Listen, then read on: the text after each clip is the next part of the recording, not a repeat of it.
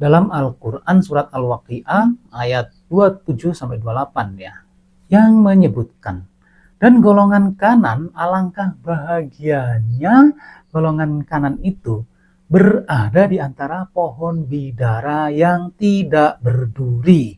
Tapi pada kenyataannya ya teman-teman ya, pohon bidara yang ada saat ini, yang bidara Arab ya, itu durinya banyak sekali dan tajam-tajam. Mungkin teman-teman kaget ya, tanaman bidara ini merupakan tanaman pembawa sial. Mengapa demikian? Pohon bidara memiliki duri banyak dan sangat tajam. Pohon berduri yang banyak dan tajam selain berbahaya akan memancarkan energi negatif. Pohon bidara memang memiliki banyak akan manfaat, namun pohon bidara bukanlah jenis tanaman hias yang ditanam depan rumah, karena sesuatu yang bermanfaat akan menjadi mudarat bila letaknya tidak tepat.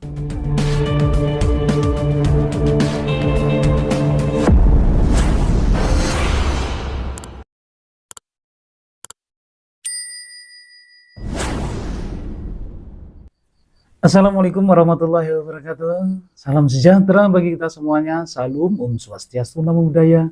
Salam kebajikan. Sampurasun, Rahayu, Rahayu, Rahayu.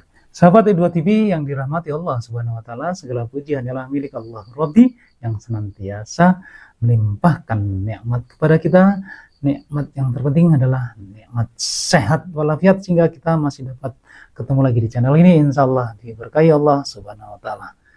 Namun sebelum teman-teman menyimak video ini sampai selesai, bagi teman-teman yang telah melakukan subscribe, like, komen, dan share, saya doakan teman-teman dimudahkan segala urusannya, disehatkan jiwa dan raganya, dilancarkan rezekinya, dan insya Allah mendapatkan uang tak terduga 100 miliar rupiah. Amin ya robbal alamin. Saya rasa teman-teman sudah tidak asing lagi dengan namanya pohon bidara ya. Pohon bidara ini dikenal dengan pohon untuk mengusir jin ya. Manfaatnya seperti itu. Pohon bidara atau widoro yang memiliki nama latin Ziziphus mauritiana adalah sejenis pohon kecil penghasil buah yang tumbuh di daerah kering. Di negara-negara lain, bidara memiliki nama atau sebutan jujube atau jujuba atau apel siam.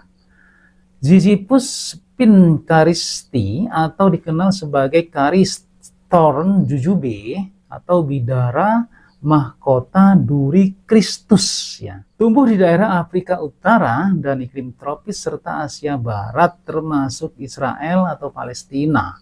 Tanaman bidara dipercaya atau diyakini merupakan bahan membuat mahkota duri yang ditaruh di kepala Yesus Kristus menjelang penyalibannya. Ini informasinya seperti itu ya. Menurut pandangan Islam, pohon bidara disebutkan di beberapa ayat Al-Quran.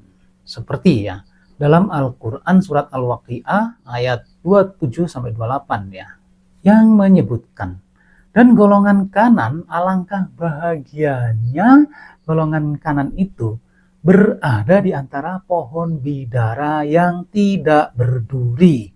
Tapi pada kenyataannya ya teman-teman ya, pohon bidara yang ada saat ini, yang bidara Arab ya, itu durinya banyak sekali dan tajam-tajam.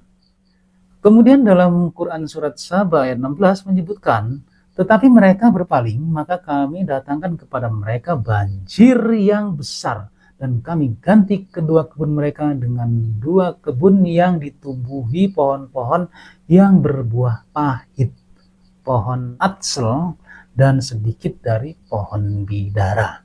Memang pohon bidara memiliki manfaat yang cukup banyak ya teman-teman, baik untuk kesehatan atau kecantikan. Yang paling dikenal itu adalah untuk mengobati sihir ya.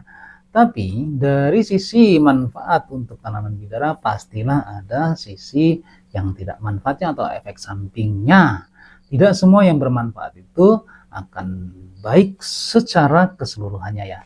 Oke, supaya tidak penasaran, berikut ini adalah beberapa manfaat pohon bidara ini ya. Untuk yang pertama adalah untuk memandikan orang yang masuk Islam atau mu'alaf.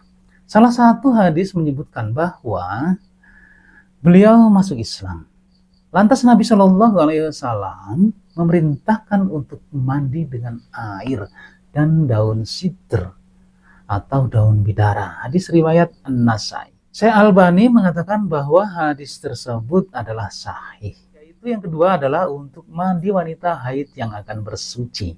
Aisyah secara marfu, salah seorang di antara kalian wanita haid mengambil air yang dicampur dengan daun bidara, lalu dia bersuci dan memperbaiki bersucinya. Kemudian dia menuangkan air di atas kepalanya, seraya menggosokkan dengan gosokan yang kuat sampai air masuk ke akar-akar rambut. Kemudian dia menyiram seluruh tubuhnya dengan air. Selanjutnya dia mengambil secarik kain yang telah dibaluri dengan minyak misik, lalu dia membersihkan dirinya. Aisyah berkata, dia mengoleskan bekas-bekas haidnya tersebut. Hadis riwayat Muslim dari Aisyah. Nah, yang ketiga adalah daun bidara untuk memandikan jenazah. Hadis riwayat Bukhari dan Muslim. Mandikanlah dengan mengguyurkan air yang dicampur dengan daun bidara 3 kali, 5 kali, atau lebih dari itu jika dianggap diperlukan. Dan yang terakhir dengan kapur barus atau wewangian lainnya. Selanjutnya yang keempat, untuk menjaga kesehatan tubuh. Daun bidara juga dipercaya memiliki beberapa manfaat untuk menjaga kesehatan jantung, mempercepat penyembuhan luka, menurunkan kolesterol, memperbaiki sistem pencernaan, menurunkan risiko diabetes, mengatasi wasir, mengatasi jerawat, antibakteri, menurunkan berat badan, hingga merawat rambut. Manfaat daun bidara ini dilihat berdasarkan kandungan daun bidara, tapi masih membutuhkan penelitian lebih lanjut untuk mengetahui efektivitasnya. Kemudian yang kelima adalah untuk mencegah depresi. Daun bidara dipercaya bisa menjadi salah satu solusi dalam mencegah hingga meringankan depresi ya. Kandungan yang ada di dalam daun bidara memberikan sebuah efek nyaman dan dingin di dalam tubuh sehingga dapat meringankan gejala depresi yang sedang dialami.